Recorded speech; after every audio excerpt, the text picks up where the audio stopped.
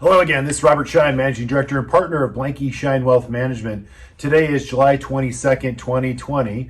We have a lot to discuss. I want to go through today's headlines, what markets are paying attention to, real-time, relevant, market-related information. That's our belief, and that's our process, and our goal is to be completely committed to you. And so thank you for watching. Let's get right to it. So our first topic of the day is real estate.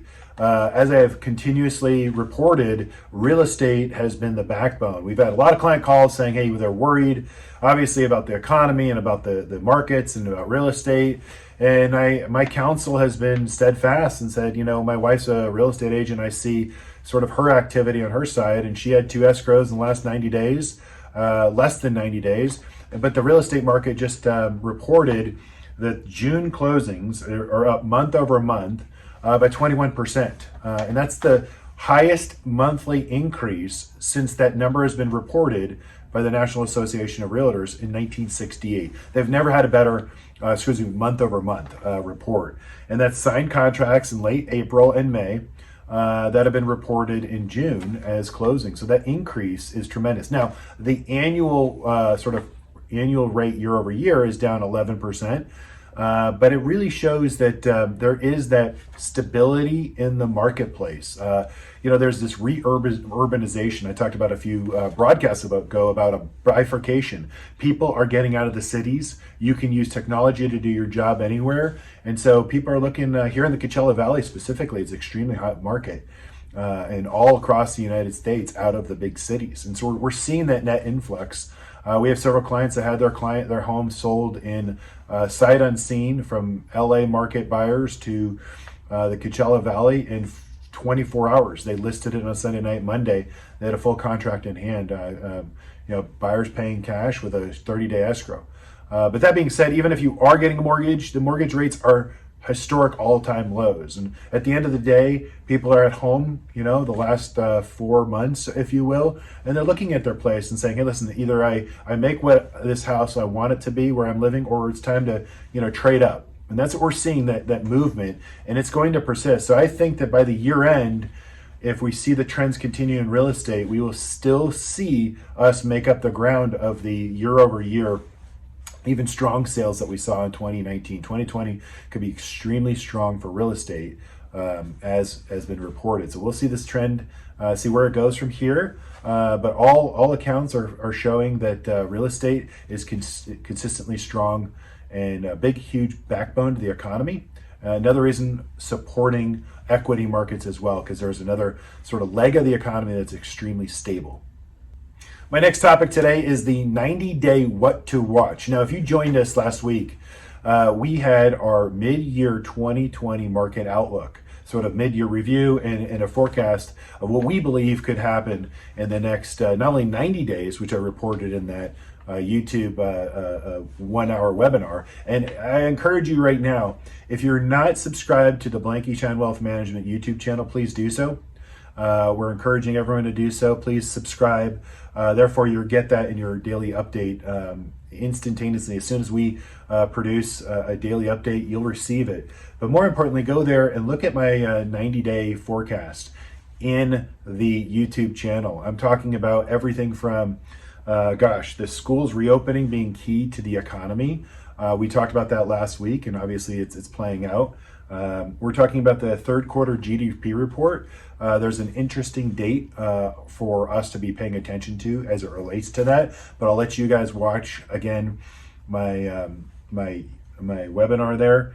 And caution for 2020, all models have been wrong, medical, financial, as well as political. So take my thoughts on that. China. We talked about actions versus rhetoric. In fact, today's news cycle, we had the Houston consulate shut down, the China consulate shut down. So that is an action versus rhetoric. We're going to watch what China's going to do in terms of the retaliation. And ultimately, this is a tit for tat, but markets are up as we make this broadcast right now. So markets are literally thinking this is rhetoric versus true economic impact.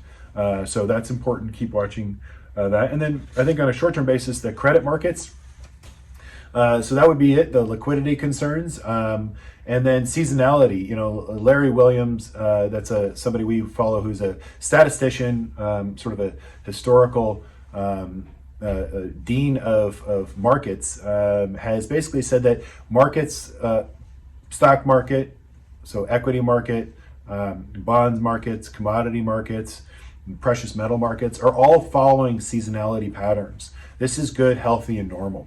And that being said, we could see that at the end of June, markets sell off a little bit. Now, it's not going to be, we don't believe, a big sell-off, but it will be a sort of a pullback, a rest, a reset, and then we can see August, September, maybe a pullback right before the election, but we should see higher highs on the S&P 500.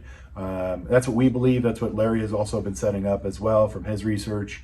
And a few others. So we see a good, strong market. And another reason why that would be the case is we're going to see Congress do another round of CARES Act stimulus. It should be more strategic to restaurants and small business owners. There could be some forgiveness potentially in there for those who have already taken the PPP or expansion on the sort of CARES Act of direction there. In terms of guidance, but we believe it's going to be a little bit less regulatory. So that means that money still can stay in the economy and be able to be spent. So there's another round of stimulus. There's a lot of money that's already being built up, an M2 money supply. And all in all, corporations are coming out with better than expected and anticipated earnings.